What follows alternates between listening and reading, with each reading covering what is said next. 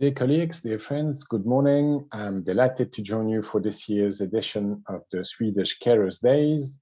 My name is Stecy Yghemonos, and I'm the director of Eurocarers, which is the EU umbrella organization representing informal carers. We are based in Brussels, and our main mission is to speak with decision makers at European, national, and regional level to ensure that the best interest of informal carers is taken into consideration in policy developments. So we are involved in both research and advocacy. My role this morning will be to share information about what we know regarding the situation and needs of informal carers in Europe, but also to share with you the learnings of our big study on the impact of COVID on carers. So let me share my screen.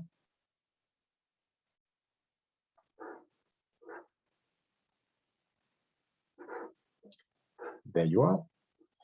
Well, first of all, what do we know? What do we know about informal carers? Well, we know that informal carers, so that is family members, friends, and neighbors who provide unpaid long-term care outside of the professional context, are the largest providers of health and social care in Europe. According to some estimates, as much as 80% of all care in Europe is actually provided by informal care. They also form a pretty significant group, depending on the definition used, and our definition is fairly good and more used by decision makers, I should say. The estimated proportion of the total EU population involved in caregiving ranges between 10 and 20%. Naturally, or as we all know at least, women provide the lion's share of informal care in Europe as daughters, but also as spouses and partners.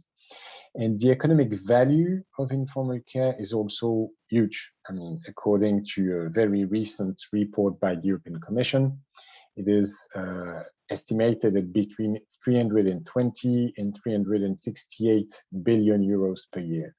Just to give you an idea, that amount is slightly under the actual amount of money devoted by Sweden to formal long-term care. So in other words, what that means is that if carers were to stop caring today, our care systems would simply collapse, because essentially, or virtually, they form a second invisible long-term care system. So there's no universal long-term care, and there will be no universal access to long-term care in Europe without informal carers, and that's why their needs need to be taken into consideration, and they need to be supported.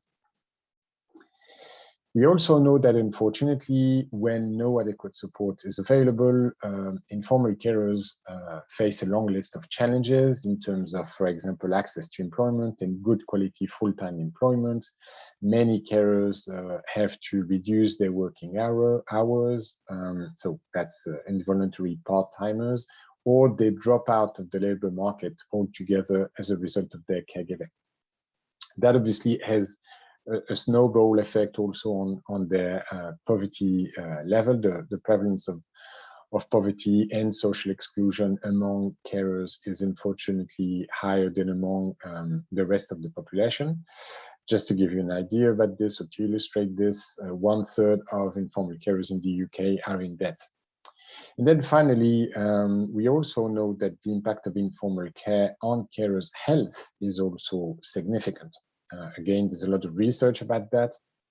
And again, just to illustrate, the prevalence of mental health issues, so anxiety, depression, the feeling of being socially, or the feeling of being isolated, is 20% higher among non-working carers compared to non-workers. So all of this, generates a vicious circle. And ultimately, when they are not supported or adequately supported, informal carers may become a risk for society, and also, it should be mentioned, a cost to society. And obviously, this is a very concerning aspect of our work, and a convincing also aspect when it comes to policymakers. So coming to COVID now. So as you can imagine, or I guess as you know firsthand, the COVID crisis has done nothing but exacerbate the pre-existing challenges facing carers, the policy responses to the pandemic, and in particular, the lockdown measures that were put in place across Europe, as well as the understandable reallocation of care services to patients with urgent needs, have meant that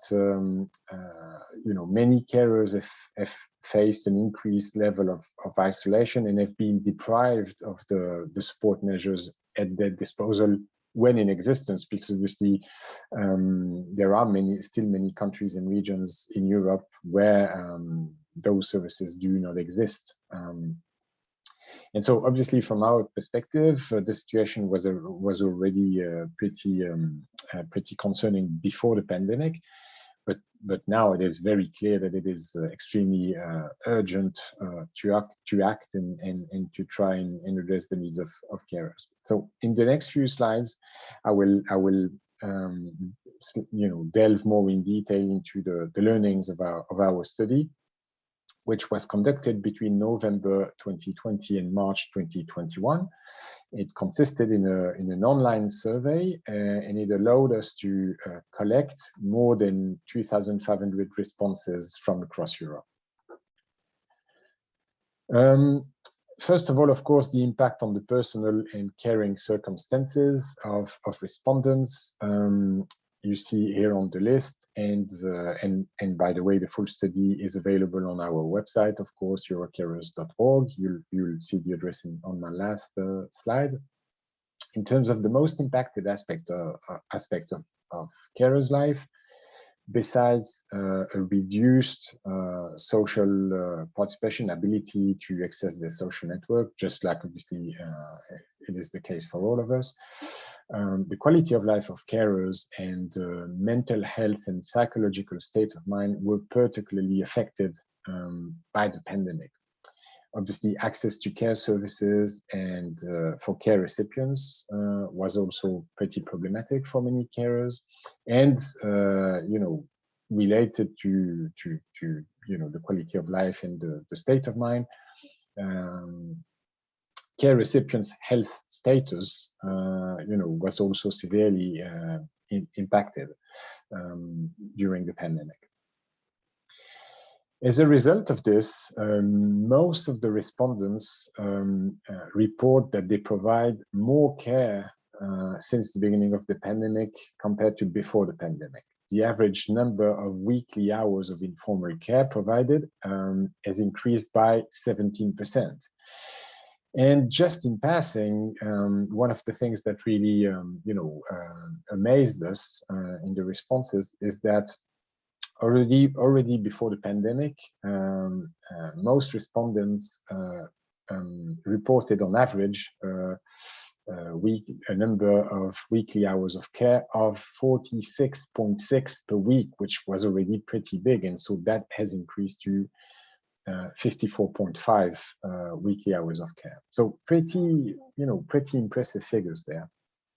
In addition, most respondents report that they provide more intense levels of care as a result of COVID, in terms of emotional support, first of all, but also when it comes to remote communication, having to deal with remote caregiving. In terms of practical help in person, so the ability to actually go and visit the care recipient when carers do not share the same roof.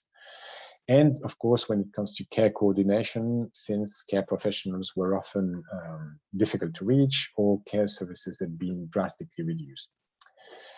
And then last but not least, another very interesting aspect or learning of the study is that during the pandemic, a new population of informal carers, it seems, has emerged, since more than 10% of respondents say that they took on caregiving responsibilities since the beginning of the pandemic. So it's going to be, from our perspective, it's going to be extremely interesting to keep an eye on this new population and see how that, maybe those people will convert as well into champions or join our movement.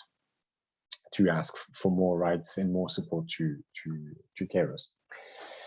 I should also mention that most respondents, or most carers, 62% more or less, feel completely overwhelmed as a result of the pandemic.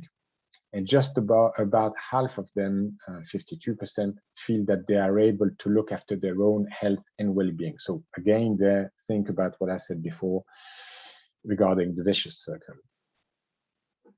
In terms of the impact on access to care services, well, almost half, about 48% of respondents benefited from the support of public or private care services before the pandemic, while 1/3 report that service provision, so 1/3 of those who had access to care services report that service provision decreased following the beginning of the pandemic.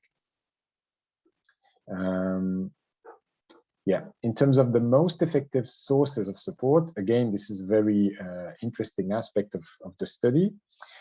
We see that out of the 5 most effective sources of support, family members, they were already there before the pandemic, but pharmacists and general practitioners, that's completely new. And that, I think, opens a door or gives us more data and more convincing arguments to make the case for a better interface between informal and professional care, and in particular, primary care. Generally speaking, irrespective of the pandemic, more than half of carers feel that they are not sufficiently supported in their caregiving role. And again, that was, before the COVID outbreak. So, action points. What could be done on the basis of the study? And by the way, many more aspects are addressed in the study itself.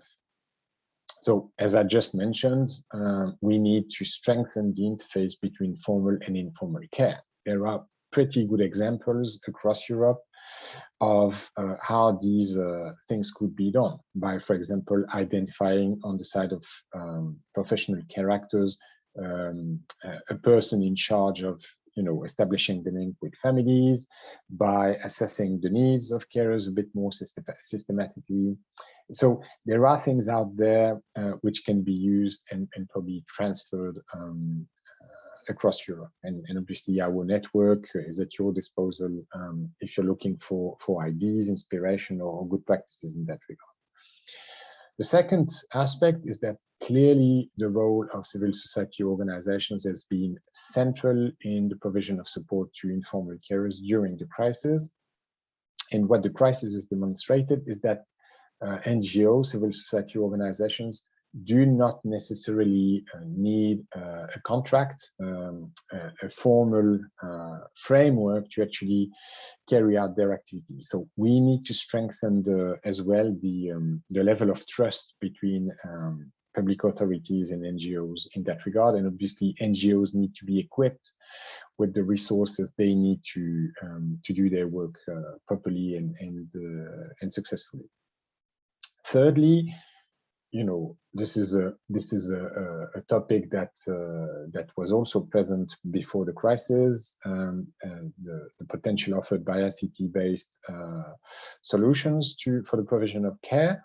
So for sure, we can still boost the potential of technology, but what we found out in our study as well is that a huge majority of respondents have no access or are not using any ICT-based solution for the provision of caregiving, at least not on a daily basis.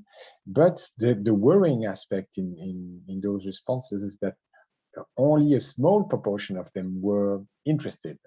It was about 27% were interested in accessing these technologies. So clearly that demonstrates that there's still a long way to go to convince informal carers of the added value of ICT-based solutions, and that probably relates as well to the digital gap in Europe and digital health literacy, which we've known for a long while, and again already before the pandemic. Another completely new element emerging from the study is the aspect of, at least specific to the pandemic, is the aspect of cross-border informal care, in the sense that many carers, provide care across the border, and suddenly were stuck and were unable to actually travel to their motherland to actually provide the support to their care recipients. And so maybe there's room for improvement in terms of identifying and providing a proper status to informal carers so that they're able, in times of pandemic, which we hope obviously is exceptional, to cross the border and continue to provide caregiving.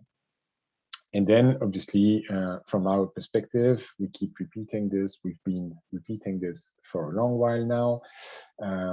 Carers need to be considered across a range of policies. So not only regarding health and social care, but also employment, education, recognition of skills, youth, ICT-based solutions, gender equality. So there's a long list there. Just as a reminder, all of this is defined in our proposal for an EU strategy on carers, which is structured around the 10 steps, the 10 boxes that need to be ticked in our opinion to develop what we call a carer-friendly policy environment in Europe. When it comes to Sweden, of course, some of these boxes are already ticked. Maybe, the measures and policies in place can be improved, but some boxes are still not in place and need to be put in place, of course. And the same applies to the whole of the EU. And this, of course, goes hand in hand with the need for further investment in good quality and accessible formal long-term care solutions, just to make sure that everyone in Europe has universal access to care and to preserve that. Maybe before I conclude, just to let you know the good news that things are moving forward, and maybe this is something interesting for you to know. Only a few days ago, the President of the European Commission, Mrs. von der Leyen, during her State of the Union annual address, announced that the Commission will put forward a proposal for a European strategy on care, which, based on the information at our disposal, informal information at our disposal at this stage, should include many elements regarding informal carers. So this is clearly an additional tool in our toolbox to make the case for informal carers, not only at EU level, but we hope as well at national level. So we look forward to the next steps of our collaboration with you. We remain at your disposal should you require any additional information about the study, about our work generally, and the good practices available and the intelligence available in our network. Here are our contact details. Thanks a million for your attention, and I wish you a very productive conference. Thank you.